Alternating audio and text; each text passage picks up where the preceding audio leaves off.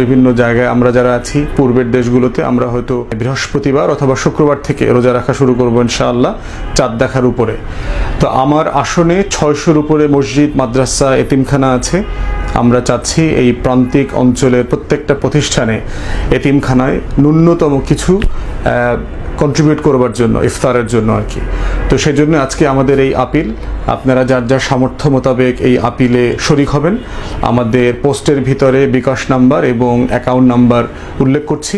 বিকাশ নম্বর হচ্ছে আমার যেটা নাম্বার যেটা দেওয়া আছে 01732707741।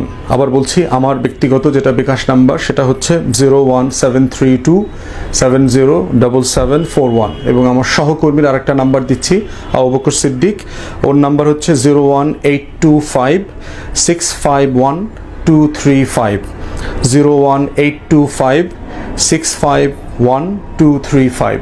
এই দুটো নাম্বারে বিকাশ নগদ আছে। আর অ্যাকাউন্ট নম্বরও হচ্ছে আমি এখানে দিয়ে দিচ্ছি। স্বচ্ছতার সাথে আপনাদেরকে হিসাব প্রকাশ করা হবে আমরা টাকা কিভাবে খরচ করছি, কোন কোন প্রতিষ্ঠানে খরচ করছি। আপনাদের সবাইকে অসংখ্য ধন্যবাদ। রমাদান কারীম।